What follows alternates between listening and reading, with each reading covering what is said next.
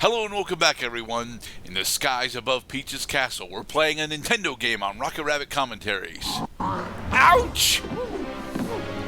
Bowser has punched the camera. Bowser decided, this is my magic show, Mario. Go find your own stage. Specifically because he has the ability to redirect his fireballs, like a bastard. In this fierce battle between Bowser the Magnificent and the amazing Mario. What? Subtitles? Yes. Don't get used to the subtitles, honestly. They are although there is a bunch of dialogue text in this game, there isn't really all that much voice acting aside from technically Peach. And even Peach doesn't have that much because, she's kidnapped for most of the game, so. Bowser has stomped out our iconic hat, Mr. Cloud. And he's threatening to marry Princess Peach. So now, Super Mario Odyssey has invented a new language, and only Bowser speaks it. No. Technically, the other Koopa Troopas also speak it, and it's a mutation of Common, so Mario can understand him. Oh, a ghost! It's a boo. It's not a boo, Mr. Cloud. Boos have a very... Nonsense. Every ghost is a boo. No. Right, Luigi? So, Super Mario Odyssey actually does a lot of world expansion for the Mario universe. And yes, despite the fact that we're not supposed to know this yet, we are definitely playing Super Mario Odyssey for the Nintendo Switch. I finally have the ability to record Switch games. And this was one of the first ones I decided that I wanted to do.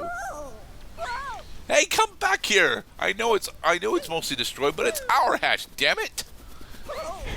Mario still has the triple jump. And he has the long jump from Super Mario 64 as well.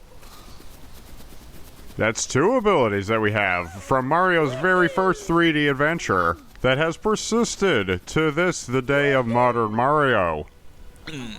And now we're about to get a whole lot more abilities.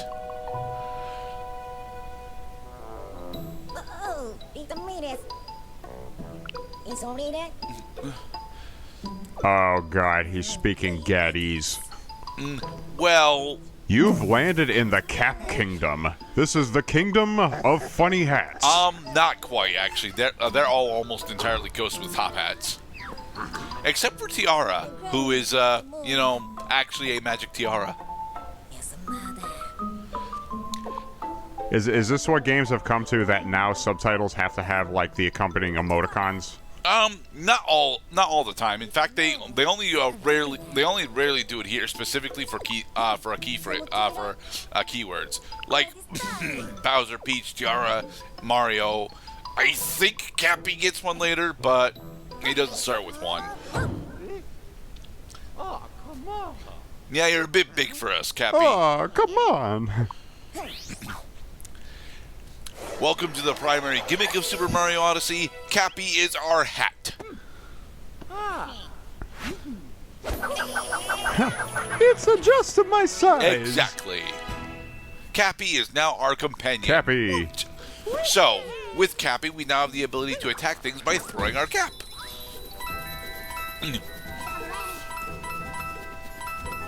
Where else did it... Well, I mean, so Mario did used to have the ability to pick up objects and throw them. He got that ability in Super Mario Bros. 3. He carried it over the world, and he actually does still have it in 64. It's just effectively only with Koopa shells. He still has it as well in Sunshine, but the only things he ever actually picks up in Sunshine are fruit, so...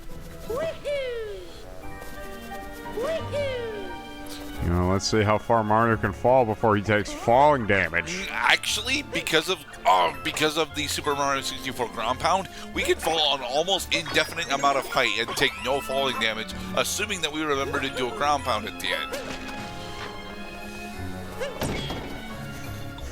Oh, so Bowser's advertising the wedding right now. That is quite funny. he can't invite guests. He has to solicit attention from the public. That seems to be a bit high for us to go up normally. How about we try attacking, quote unquote, the frog, and then using Cappy's powers in order to possess them? This is how Mario gets his transform ability. So he throws the cap, and then the frog gets a thinking cap. And by thinking cap, we mean the cap does the thinking for it. Very specifically, Cappy now has the ability to allow us to possess other semi-sentient life. There are a lot of horrifying implications with this, especially because if you were paying attention, you got to actually see the frog's life flash before its consciousness. He's fine. He is He's fine. They will play a somewhat humorous joke at the end of the game with that. So, with the frog, we now have super jumps. We can't actually move all that fast, but we can jump roughly, 4 times as high as normal Mario? Nice. And to separate yourself from the frog, you just have to, press the unpossessed button, which I think while you are currently possessing someone is effectively ZR. Through the hat door. Checkpoint. Welcome to Top Hat Tower. So that is a little bit of a spoiler for all the abilities that we've got that we're gonna eventually have to, well, not have to, but have the ability to utilize through our adventure. We've got the backflip, we have the ground pound jump, and we have the wall jump. Welcome to our primary antagonist for the rest of the game, the Brutals.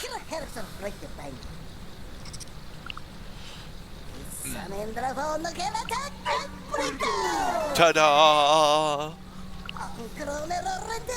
Oh, the Brutals with a D.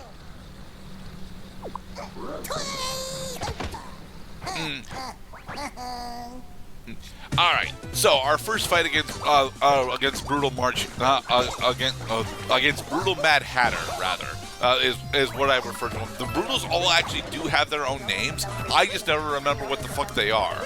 So the Mad Hatter. And because as I recall, the Mad Hatter from No, I'm thinking of the White Rabbit from Alice in Wonderland. Well, Mad Hatter is also from the Alice in Wonderland, so right, but they're two different characters. Oh wait, but the Mad Hatter invited the White Rabbit to tea, and that's what he was late for. And so we had destroyed the first of the 4 Brutals. Well, defeated, not destroyed. We will see Mad Hatter again later. So once again, welcome everyone to Super Mario Odyssey. Everything that is. Where in the world are the Super Mario Brothers now? Well, we're going over to Jurassic Park first. Ta-da! The Cascade Kingdom Fossil Falls. Fossil Falls. Pretty much every kingdom in the game actually has a subtitle that makes their region alliterative. It's very nice. Whee! Ouch. I'll never complain about power outages ever again. Mostly because as long as Cappy's around, we're never going to have power outages. Wahahaha.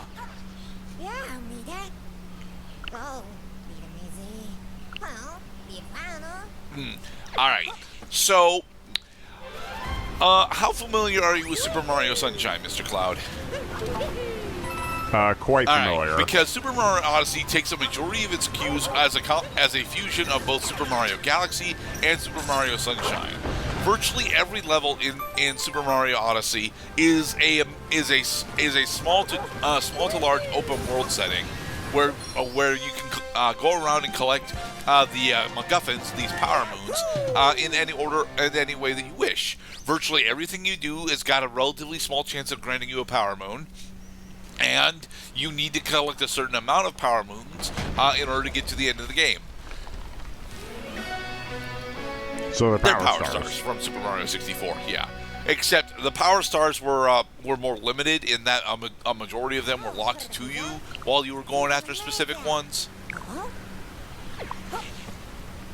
Right, and you can only get so the classic formula for 3D Mario was you load the map, there are only a couple of power stars that you can get at a time, but as soon as you collect one, then you get spat back out of the map and you have to re-enter in order to get another power star. You can't collect 2 power stars unless you get the 100 coin star. And we're using the power moon now. Well, kind of. We're depositing the power moon.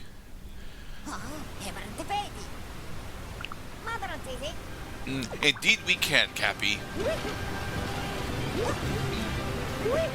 What I find so convenient about Mario games is that the story is so simple that, like, we just booted the game up and it gave us the cutscene and the tutorial. Like, we know who Bowser is, we know who Mario is. They are locked again in struggle, not unlike Link and Ganondorf, or Ganon, I should say. And already you just had to pick up the controls and start playing. In what is already a very familiar Mario experience, except our hat trick gains us the ability to is giving possess us even dinosaurs. It's a me, Mario. Hello, This tiny is one of the only puny captures in the entire game that actually has a dedicated time limit to it, and to be perfectly honest, I'm okay with that. That nobody saw this coming. No, everyone saw this coming that was actually paying attention, because this was actually the primary thing that they decided to show off in the trailers, that Mario could turn into a giant T-Rex. A photorealistic T-Rex, even. Right. Also, there's going to be 2D segments in this game. These do not handle as well as I want them to. They're not actually all that bad, but I am bad at them, so... Cappy, giving poignant new meaning to the phrase "using your head." Well, we are still punching bricks, Mr. Cloud, instead of, instead of using our head against them. And every single 2D segment in the game has got a hidden passage in it. Nice. Behind the waterfall. You found it. Thankfully, while we're in 2D sections, Mario can still actually press and hold the run button in order to run, as we are being tutorialized for. I am very grateful that Super Mario Odyssey actually does bother to tutorialize a majority of its movement abilities. I've been playing several games recently that have actually had very poor new player experiences due to lack of proper tutorialization. So. And here is our first area boss, Madame Brutal.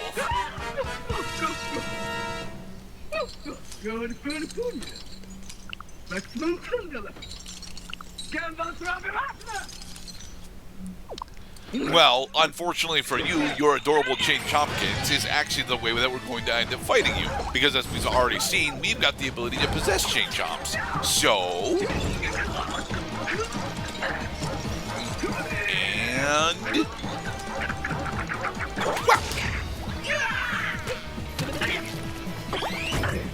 And...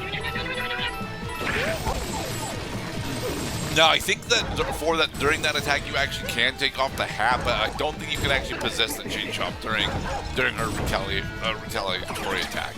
You gotta wait for, it to be, doing its normal attack before you can successfully attempt to possess it.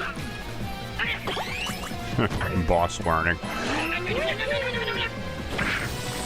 How quickly we've advanced from taking out Goombas to taking out bosses with full-on health bars. Well, not health bars, but standard Mario boss fare, where you have to hit them. You have to hit them between 3 and 4 times in order to successfully defeat them. And so Madame Brutal has been defeated by throwing her own pet at her. Sometimes we're terrible persons, Mr. Cloud. Inside 50 seconds, Mario can turn into a real bastard. Yeah. And Madame Brutal gives us our first multi-moon, which is worth 3 power moons, as you can tell by the fact that it's, 3 power moons glued together. Woohoo!